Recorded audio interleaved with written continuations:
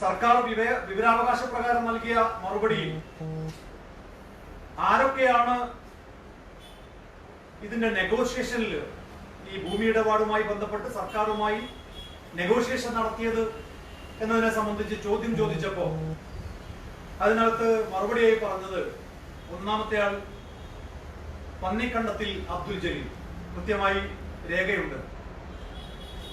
ഈ പന്നിക്കണ്ടത്തിൽ അബ്ദുൽ ജലീൽ എന്ന് പറഞ്ഞാൽ തിരൂരിൽ ഇടതുപക്ഷ സ്ഥാനാർത്ഥിയായി മത്സരിച്ച ലില്ലീസ് ഗഫൂറിന്റെ ജ്യേഷ്ഠനാണ്.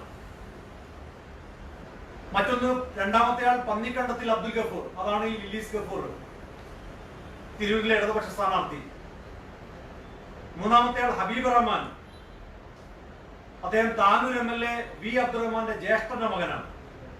ജ്യേഷ്ഠൻ ഡോക്ടർ കുഞ്ഞാമുട്ടിയുടെ മകനാണ് ഹബീബ് റഹ്മാൻ. മറ്റൊന്ന് നിയാസ്. ഈ നിയാസും താനൂർ MLA വി അബ്ദുറഹ്മാന്റെ ജ്യേഷ്ഠൻ മുഹമ്മദ് കുട്ടിയുടെ മകനാണ്.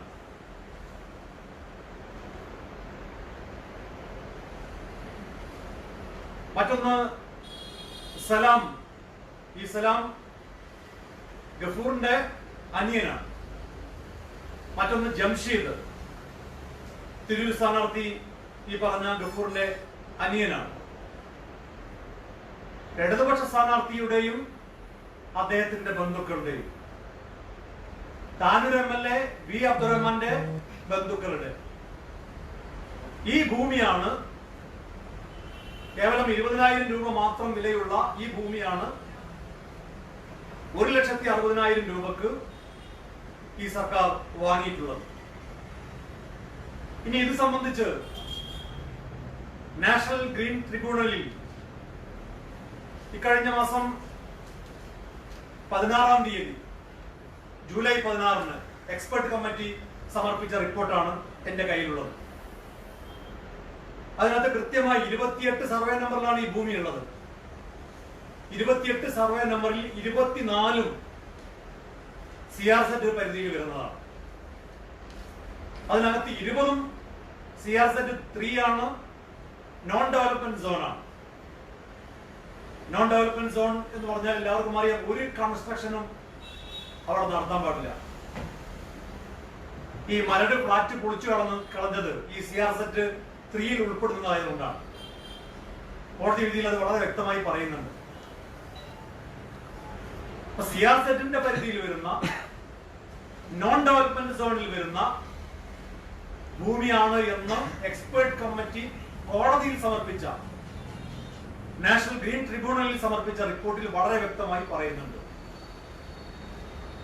അപ്പോ ഇപ്പോൾ ഏറ്റെടുത്ത ഭൂമിയിൽ യാതൊരു തരത്തിലുള്ള കൺസ്ട്രക്ഷനും നടത്താൻ സാധിക്കില്ല. 17,65,00,000 രൂപ നിശ്ചയിച്ച ഈ ഭൂമിക്ക് 9 കോടി ഇതിനകം കൊടുത്തു കഴിഞ്ഞു. ശ്രീ KT ജലീൽ ഉന്നത വിദ്യാഭ്യാസ മന്ത്രിയായതിനു ശേഷമാണ് ഈ എതിർപ്പുകളൊന്നും വകവെക്കാതെ പണം അനുവദിച്ചത്. അദ്ദേഹം 24/2/2019 എഴുതിയ നോട്ട് എന്റെ കൈവശമുണ്ട്. ഇതിനകത്താണ് 17,65,00,000 രൂപ കൊടുക്കണം എന്ന് മന്ത്രി KT ജലീൽ ആവശ്യപ്പെടുന്നത്. ക്യാബിനറ്റിന് മുമ്പാകെ സമർപ്പിച്ച മിനിറ്റ്സിന്റെ കോപ്പിയാണ്. അതിനെ തുടർന്നാണ് ഫിനാൻസിലെ പ്രിൻസിപ്പൽ സെക്രട്ടറി 9 കോടി രൂപ അനുവദിക്കാൻ വേണ്ടി 17/5/2019 9 കോടി രൂപ അനുവദിക്കാൻ വേണ്ടി തീരുമാനിക്കുന്നത്. സാധാരണ ഒരു ഭൂമി സർക്കാർ അക്വിസിഷൻ നടത്തിയാൽ അതിന് പാർട്ട് പേയ്മെന്റ് കൊടുക്കാറുണ്ടോ എന്ന് എനിക്കറിയില്ല. കൊടുക്കാറില്ല എന്നാണ് ഞാൻ മനസ്സിലാക്കുന്നത്. സ്വകാര്യ വ്യക്തികൾ തമ്മിലുള്ള ഇടപാടല്ല ഇത്. എത്രയും പെട്ടെന്ന് പണം കൊടുക്കുക, എന്നിട്ട് ഈ ഭൂമി ഇടപാടിനെ സാധൂകരിക്കുക. ഇപ്പോ ഏറ്റവും ഒടുവിൽ ഹയർ എഡ്യൂക്കേഷൻ ഡിപ്പാർട്ട്മെന്റ്, ഉന്നത വിദ്യാഭ്യാസ വകുപ്പ് ബാക്കിയുള്ള പണം കൂടി അനുവദിക്കണം എന്നാവശ്യപ്പെട്ടുകൊണ്ട് കത്ത് നൽകിയിരിക്കുന്നു. ഈ കോവിഡ് കാലത്ത്, കാരണം ഇനി തെരഞ്ഞെടുപ്പ് വരാൻ പോവുകയാണ്, ഭരണം മാറും എന്ന് UDF അധികാരത്തിൽ വരുമെന്ന് ഇടതുപക്ഷ മുന്നണി പോലും വിചാരിക്കുന്നു. അപ്പൊ അതിന്റെ മുമ്പ് ഈ പണം മുഴുവനും കൊടുത്തു തീർക്കുക. നിയമസഭാ തെരഞ്ഞെടുപ്പിൽ പാർട്ടിക്ക് വേണ്ടി പണം ചെലവാക്കണം, മത്സരിക്കുന്നവർക്ക് പണം വേണം. അതിന് ഈ കുറെ റിയൽ എസ്റ്റേറ്റ് മാഫിയയെ ഇവർ മത്സരിപ്പിക്കുന്നു, അവരുടെ ഭൂമി ഉയർന്ന വിലക്ക് വാങ്ങുന്നു. ഇതിൽ നിന്ന് എത്ര രൂപ മന്ത്രി കെ ടി ജലീലിന് ലഭിച്ചു, എത്ര രൂപ CPM ലഭിച്ചു എന്ന് മാത്രമാണ് ഇനി അറിയാൻ ബാക്കിയുള്ളത്. അതറിയണമെങ്കിൽ കൃത്യമായ ഒരു അന്വേഷണം നടക്കണം. ഇത് സംബന്ധിച്ച് ഒരു അന്വേഷണം നടത്തണം എന്ന് യൂത്ത് ലീഗ് ആവശ്യപ്പെടുകയാണ്. മാത്രമല്ല, ഇപ്പോൾ അനുവദിച്ച 9 കോടി രൂപ എത്രയും പെട്ടെന്ന് തിരിച്ചു പിടിക്കണം. കാരണം ഈ കോടതി വിധിയിൽ എന്താ പറഞ്ഞിരിക്കുന്നത്? നാഷണൽ ഗ്രീൻ ട്രിബ്യൂണലിലെ കോടതി വിധിയിൽ വളരെ വ്യക്തമായി പറയാണ്, as per the expert committee report, most of the areas fall under the coastal regulation zone, including no-development zone and regulatory zone, and some of the areas are within the buffer zone, where as per the CRZ notification, no activity can be possible. ഒന്നും നടക്കില്ല, ഒരു ആക്ടിവിറ്റിയും ഒരു നിർമ്മാണവും അവിടെ നടക്കില്ല. പിന്നെയോ, land council appearing four pollution control board as well as Kerala Coastal Zone Management Authority had also submitted that major portion of the land proposed to be acquired are falling either within the no development zone or under the buffer zone. According to Land Council, some of the areas are falling under buffer zone and some of the areas falling under no development zone. That is made clear in the expert committee report. കോടതി വിധിയാണ്, ആർക്കും പരിശോധിക്കാവുന്നതാണ്. NGTയുടെ വിധിയാണ്. എല്ലാ ആക്ടിവിറ്റിയും എല്ലാ റിപ്പോർട്ടും പരിശോധിച്ചതിന് ശേഷം നൽകിയ കോടതി വിധിയാണ്. ഈ സർക്കാർ ആരെയാണ് കബളിപ്പിക്കുന്നത്? ഉന്നത വിദ്യാഭ്യാസ വകുപ്പ് മന്ത്രി ആരെയാണ് വിഡ്ഢികളാക്കാൻ ശ്രമിക്കുന്നത്? അതുകൊണ്ട് അടിയന്തരമായി ഇതിനകം അനുവദിച്ച 9 കോടി തിരിച്ചു പിടിക്കണം. ഈ നാട്ടിലെ സാധാരണക്കാരൻ നികുതി പണം കൊടുക്കുന്ന പണമാണ്. എന്നാൽ ഈ വിധിയൊക്കെ മറച്ചു വെച്ചുകൊണ്ട് ഇപ്പൊ പുതിയ റിക്വസ്റ്റ് കൊടുത്തിരിക്കുകയാണ് ഉന്നത വിദ്യാഭ്യാസ വകുപ്പ്. 21/5/2020 ഹയർ എഡ്യൂക്കേഷൻ പ്രിൻസിപ്പൽ സെക്രട്ടറി എഴുതിയ കത്താണ്. ബാക്കി പണം കൂടി അനുവദിക്കണം എന്നാണ് ഇതിനകത്ത് സർവകലാശാലയ്ക്ക് വേണ്ടി ആവശ്യപ്പെട്ടിട്ടുള്ളത്. റിയൽ എസ്റ്റേറ്റ് മാഫിയ, സ്വർണ്ണ കള്ളക്കടത്തുകാര്, തട്ടിപ്പുകാര്, കൃത്യമായി പറഞ്ഞാൽ ഒരു തട്ടിപ്പ് സംഘം ഇന്ന് കേരളം ഭരിച്ചുകൊണ്ടിരിക്കുന്നതിന്റെ തെളിവ് ഓരോ ദിവസവും പുറത്തു വന്നുകൊണ്ടിരിക്കുകയാണ്. സർക്കാരിന് ഈ റിയൽ എസ്റ്റേറ്റ് ലോബിയോടൊക്കെ കൃത്യമായ കടപ്പാടുണ്ട്, കമ്മിറ്റ്മെന്റ് ഉണ്ട്. കാരണം നിയമസഭാ തെരഞ്ഞെടുപ്പിൽ മത്സരിക്കണമെങ്കിൽ പണം വേണം. മലപ്പുറം ജില്ലയിൽ പാർട്ടിക്ക് വേണ്ടി പണം ചെലവഴിക്കുന്നത് ഈ റിയൽ എസ്റ്റേറ്റ് ലോബിയാണ്. കോഴിക്കോട്ട് സ്വർണ്ണക്കള്ളക്കടത്ത് സംഘമാണെങ്കിൽ മലപ്പുറത്ത് റിയൽ എസ്റ്റേറ്റ് ലോബി. അപ്പൊ അവരുടെ ആവശ്യത്തെ തള്ളാൻ കഴിയില്ല. അതിന്റെ ഇടനിലക്കാരനായി മന്ത്രി കെ ടി ജലീൽ നിൽക്കുകയാണ്. വളരെ കൃത്യമായ തെളിവുകളാണ്. എന്നിട്ട് വെല്ലുവിളിയാണ് മാധ്യമ പ്രവർത്തകരെ, മാധ്യമങ്ങളെ. എന്തും ചെയ്യാം എന്ന ധിക്കാരമാണ് ഈ നാട് ഭരിക്കുന്ന മന്ത്രിമാർക്കും മുഖ്യമന്ത്രിക്കുമുള്ളത്. ഇക്കാര്യമാണെന്ന് പ്രധാനമായി മാധ്യമങ്ങളുടെ മുമ്പാകെ അറിയിക്കാറുള്ളത്.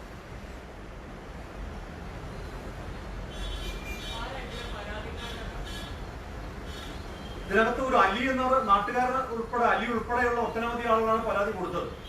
നേരത്തെ മുഖ്യമന്ത്രിക്ക് സ്ഥലം MLA സി മമ്മൂട്ടിയുടെ നേതൃത്വത്തിൽ ഒരു പരാതി കൊടുത്തിരുന്നു. നാട്ടുകാരുടെ പരാതിയെ തുടർന്ന് പരാതി കൊടുത്തിരുന്നു. ആ പരാതിയിൽ അദ്ദേഹം പിന്നെ ശ്രീ പിണറായി വിജയൻ മറുപടി കൊടുത്തത് പരാതി അന്വേഷിക്കുന്നുണ്ടെന്നാണ്. ഒരു അന്വേഷണവും ഇല്ല, ഒരു അന്വേഷണം നടത്തില്ലല്ലോ. കാരണം ഇതൊക്കെ എല്ലാവരും അറിഞ്ഞുകൊണ്ടുള്ള ഒരു ഏർപ്പാടാണല്ലോ. ഇപ്പൊ കോടതിയിൽ കൊടുത്തിരിക്കുന്ന പരാതി അലിയാണ്, നാഷണൽ ഗ്രീൻ ട്രിബ്യൂണലില്. സോറി, അസൈനാർ, അലിയല്ല, അസൈനാർ ഷർജിത് എന്ന് പറഞ്ഞ ഒരാളാണ് നാഷണൽ ഗ്രീൻ ട്രിബ്യൂണൽ പരാതി കൊടുത്തിട്ടുള്ളത്. ആ പരാതിയിലാണ് ഇപ്പോ നാഷണൽ ഗ്രീൻ ട്രിബ്യൂണലിന്റെ പരാമർശങ്ങൾ ഉണ്ടായിട്ടുള്ളത്. ഈ expert committee national green tribunal വെച്ച എക്സ്പെർട്ട് കമ്മിറ്റിയാണ്.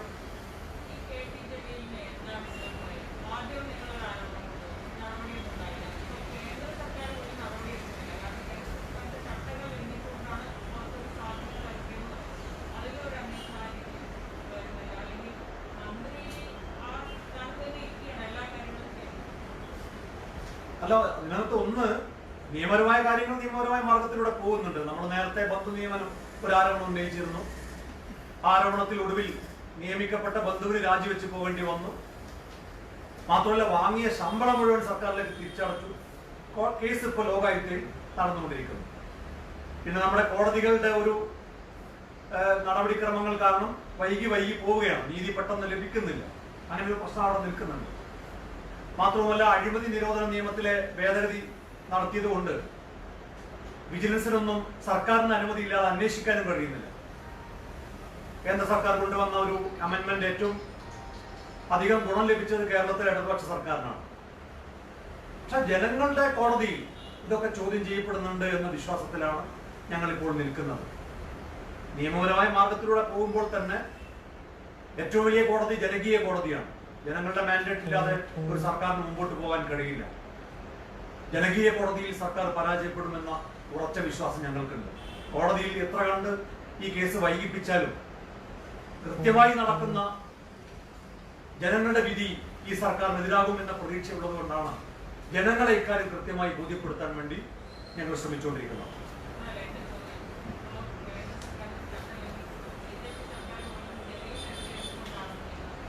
അത് ഏതെങ്കിലും തരത്തിൽ ഇവർ തമ്മിൽ അഡ്ജസ്റ്റ്മെന്റ് ഉണ്ടോന്ന് അറിയില്ല. അല്ലെങ്കിൽ നടപടി എടുക്കേണ്ടതാണ്. കാരണം കേന്ദ്ര സർക്കാരിന്റെ മിനിസ്ട്രി ഓഫ് എക്സ്റ്റേണൽ അഫയേഴ്സിന്റെ ഹാൻഡ് ബുക്കിലെ പറയുന്ന പ്രോട്ടോകോൾ ലംഘിച്ചുകൊണ്ടാണ് വിദേശ സഹായം സ്വീകരിച്ചത് എന്ന് ഇപ്പൊ തെളിവുകളടക്കം ലഭിച്ചിരിക്കുകയാണ്. മന്ത്രി തന്നെ ആ തെളിവുകൾ പുറത്തുവിട്ടു. ഇനി അതിന്റെ മറവിൽ സ്വർണം കടത്തിയിട്ടുണ്ടോ എന്ന കാര്യം മാത്രമാണ് അന്വേഷണത്തിലൂടെ വ്യക്തമാകേണ്ടതുള്ളത്. കേന്ദ്ര സർക്കാരിന് പോലും നടപടിയെടുക്കാൻ കഴിയുന്നില്ല. അപ്പൊ ഇവര് ഏതെങ്കിലും തരത്തിൽ നേരത്തെ ലാവ്ലിൻ കേസിലും ഇതുപോലെ ഒരു ഒത്തുതീർപ്പ് ഉണ്ട് എന്ന ആക്ഷേപം ഉയർന്നിരുന്നു. പുറമെ ശത്രുക്കള് എന്ന ഭാവം നടിക്കുകയും അകത്ത് അനിയൻ ബാവ ചേട്ടൻ ബാവ കളിക്കുകയും ചെയ്യുന്നുണ്ടോ എന്ന സംശയമുണ്ട്. അത് അന്വേഷണത്തിലൂടെ അല്ലെങ്കിൽ ഇനി അങ്ങോട്ടുള്ള നടപടികളിലൂടെയാണ് അത് വ്യക്തമാകേണ്ടത്. തെളിവുകൾ കൃത്യമായി മുമ്പിലുണ്ട്.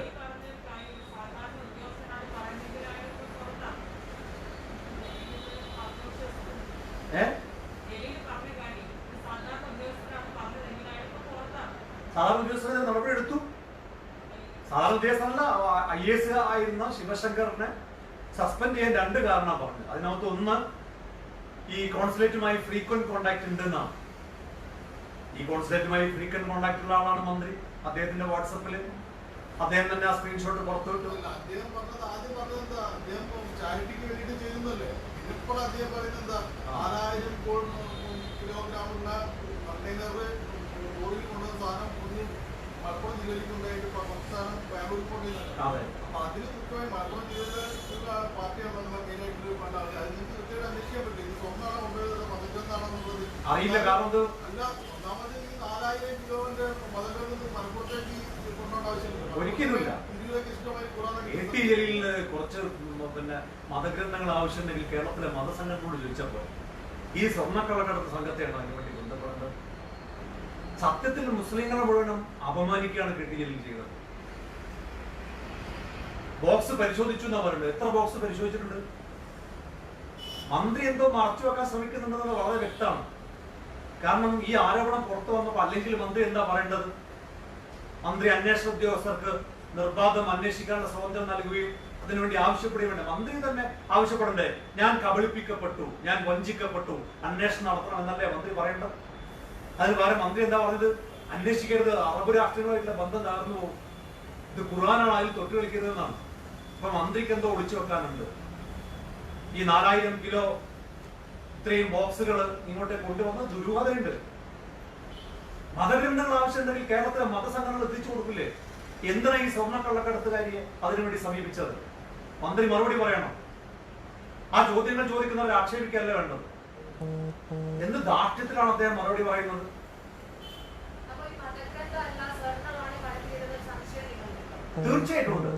തീർച്ചയായിട്ടും ഉണ്ട്. കാരണം അങ്ങനെ സംശയിക്കാവുന്ന എല്ലാ ന്യായീകരണങ്ങളും നമ്മുടെ മുമ്പിൽ നിൽക്കുകയാണ്. ഡിപ്ലോമാറ്റിക് ബാഗേജിന്റെ മറവിൽ സ്വർണം കടത്തിയവർക്കാണോ പിന്നെ ഈ മതഗ്രന്ഥത്തിൽ അത് സ്വപ്ന സുരേഷനും കൂട്ടർക്കും?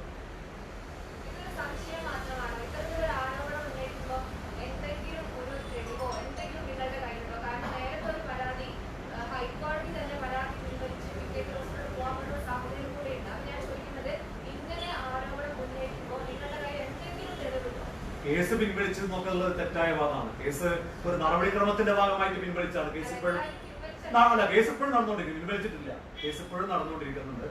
ലോകായുക്തയിൽ കേസ് നടക്കുന്നുണ്ട്. പിന്നെ ഇപ്പോ സത്യമായിട്ട് ജലീൽ സ്വർണം കൊണ്ടുവന്ന് ഞാൻ കണ്ടിട്ടില്ല. തെളിവിന്റെ അടിസ്ഥാനത്തിലാണോ എന്ന് ചോദിച്ചാൽ ഞാൻ കണ്ടിട്ടില്ല. പക്ഷേ ഈ സംഘം നടത്തിയ ഈ ഇടപാടുകളൊക്കെ സ്വർണ്ണക്കള്ളക്കടത്തുമായി ബന്ധപ്പെട്ടതാണെന്നുള്ളത് വളരെ വ്യക്തമായി നമ്മുടെ മുമ്പിൽ നിൽക്കുന്നുണ്ട്. സ്വപ്ന സുരേഷും കൂട്ടരും കേരളത്തിലെ മുസ്ലിങ്ങൾക്ക് ഖുർആൻ എത്തിച്ചു കൊടുത്തിട്ട് അവർ കുറച്ച് മതഗ്രന്ഥങ്ങൾ പിന്നെ പാരായണം ചെയ്യട്ടെ എന്ന് ഉദ്ദേശിക്കില്ല എന്നുള്ളത് വളരെ വ്യക്തമാണ്. അതുകൊണ്ട് ആ സംശയത്തിന് ഒരു അടിസ്ഥാനമുണ്ട്. അത് ജലീലിന്റെ ന്യായീകരണത്തിലൂടെ കൂടുതൽ വ്യക്തമായി. ഈ വിശുദ്ധ ഗ്രന്ഥത്തിന്റെ മറവിൽ സ്വർണം കടത്തിയിട്ടുണ്ട് എന്ന സംശയത്തിന് ആധികാരികത നൽകുന്ന മറുപടിയാണ് ജലീൽ നൽകിയത്. അതുകൊണ്ടാണ് ഈ സംശയം ഉന്നയിക്കുന്നവരെയൊക്കെ ചീത്ത വിളിക്കാൻ മന്ത്രി ചെയ്യുന്നത്. മാത്രമല്ല മതവുമായി കൂട്ടിച്ചേർക്കാണ്. എന്തിനാ ഇതിനകത്തേക്ക് മതത്തെ വലിച്ചു കിടക്കുന്നത്? മതവിശ്വാസികൾ എന്ത് തെറ്റ് ചെയ്തു? മതഗ്രന്ഥം എന്ത് തെറ്റ് ചെയ്തു? ആ മതഗ്രന്ഥങ്ങൾ തന്നെ തിരിഞ്ഞു കുത്തുകയാണ് ജലീലിനെ. ഒരു കാലത്ത് ആ മതഗ്രന്ഥം ഉയർത്തിപ്പിടിച്ചായിരുന്നു അദ്ദേഹത്തിന്റെ പ്രസംഗങ്ങൾ. അന്ന് പറഞ്ഞ കള്ളങ്ങളൊക്കെ ഇപ്പോ അദ്ദേഹത്തെ തിരിഞ്ഞു കുത്തുകയാണ്. അതുകൊണ്ടാണ് മതഗ്രന്ഥം പോലും ജലീലിനെ ഇപ്പോൾ വേട്ടയാടിക്കൊണ്ടിരിക്കുന്നത്. ലീഗിൽ നിന്ന് വന്നയാളായതുകൊണ്ട് ചില ദുശീലങ്ങളുണ്ടെന്ന് കോടിയേരി അങ്ങനെ ദുശീലങ്ങൾ ഉള്ളതുകൊണ്ടാണോ അദ്ദേഹം സ്വീകരിച്ചെന്ന് കോടിയേരി മറുപടി പറയട്ടെ. ദുശീലങ്ങൾ മുസ്ലിം ലീഗിൽ ദുശീലങ്ങളുള്ള ആളെ സ്വീകരിക്കുന്ന ഒരു പാർട്ടിയാണോ CPM എന്നുള്ളത് കോടിയേരി ബാലകൃഷ്ണൻ വ്യക്തമാക്കണം. അപ്പൊ ആകെ ദുശീലമുള്ള ഒരാള് അദ്ദേഹം ആയിരുന്നു, അദ്ദേഹത്തെ സ്വീകരിച്ചു എന്നും അദ്ദേഹം തന്നെ വ്യക്തമാക്കിയല്ലോ. സന്തോഷം.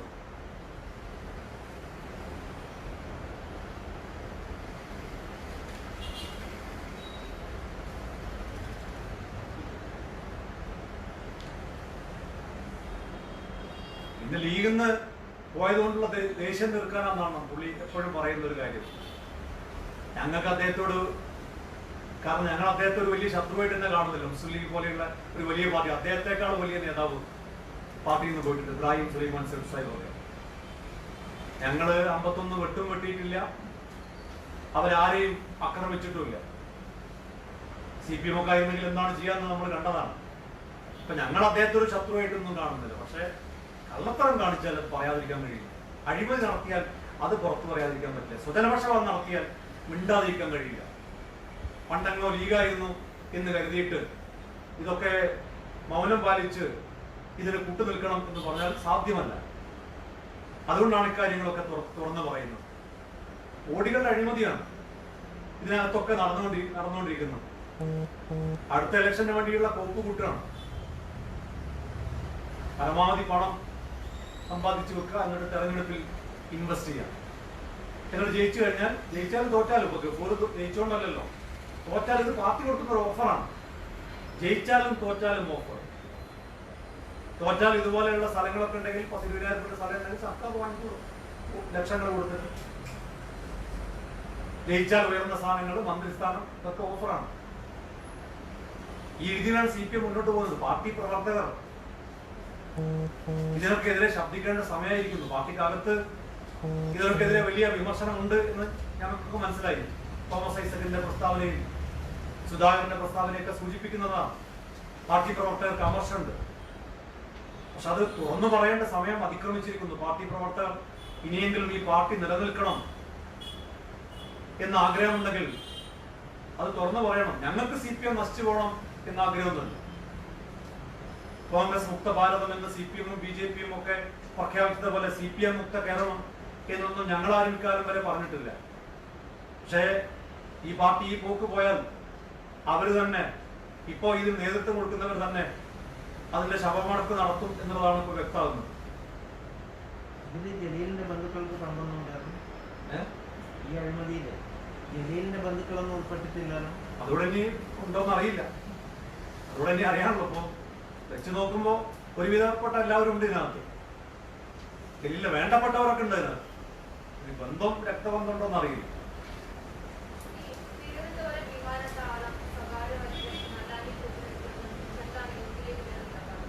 പാർട്ടി അത് സംബന്ധിച്ച അഭിപ്രായം പറയും. പാർട്ടി നിലപാട് പറയും.